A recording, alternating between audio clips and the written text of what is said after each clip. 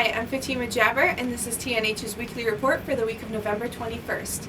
At approximately 4 a.m. on Monday, a shelter-in-place occurred at the Gables complexes when a group of 4 males were reportedly wielding a firearm. The men are not UNH students and were only visiting the campus. One of the suspects, James Blackwell, a 27-year-old resident of South Portland, Maine, was arrested and charged with resisting arrest after refusing to stop when the police told him to. It is not known if Blackwell was in possession of the firearm that sparked the incident. Blackwell's bail was set at $1,500 personal recognizance and has a court date scheduled at February 12, 2015. Lee, Durham, Dover, Newmarket, Barrington, and state police responded to assist with the search for the suspects. UNH police had jurisdiction of the case and is the only department handling the investigation. The investigation is still ongoing and updates will be made as new information comes in.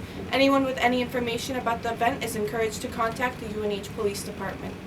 UNH Confessions has begun to branch out from just being the guilty pleasure for its 11,000 followers on Facebook. An anonymous female UNH student posted last week about the theft of $300. Quote, "Someone stole $300 from me at 15 Madbury tonight, and I would just like to let anyone who did that to me to know I work 3 jobs. I take a full course load. My dad died last year from a 3.5-year battle with cancer. I sat through his wake and funeral alone because his family hates me, and my brother was in military commitment where he couldn't speak to me for 2 weeks after my dad's heart stopped beating.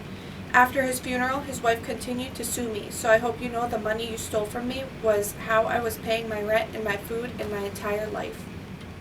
Michael Barnard, the junior who runs the page, set up a Tilt, an online fundraising tool, and raised up to $724. He hopes to be able to help out other students in the future who might be in similar situations. Barnard said, "I don't want people writing fake stories, but I think UNH could easily raise funds if it was for the right thing."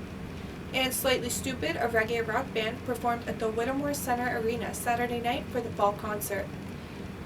Slightly Stoopid was a bit different from previous years of hip-hop artists like Nelly in spring 2014 and Kendrick Lamar in fall 2013.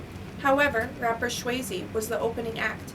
The floor was only a third full for most of Swayze's performance, but more people filled the arena towards the end as Slightly Stoopid crew was getting ready to take the stage. When Slightly Stoopid took the stage, the band got right into a funky instrumental under pink and blue lights, and the crowd started to loosen up. The band continued through some of their older and newer music, keeping a danceable flow and relaxed atmosphere. By the end of the concert, Slightly Stoopid had the crowd chanting their name.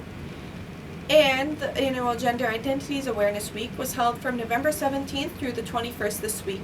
This year's theme is Beyond the Binaries, which fights against the division of sex and gender into 2 opposite male and female categories. The daily workshops and meetings explore what it means to identity outside the roles of man and woman. This event is meant to foster a sense of community activism and greater understanding of identity differences. The week offers opportunities to those who want to learn about gender fluidity, have ever heard of the term genderqueer, or are wondering how gender identities intersect with race, physical appearances, and sexual orientations. These events are free and open to the public.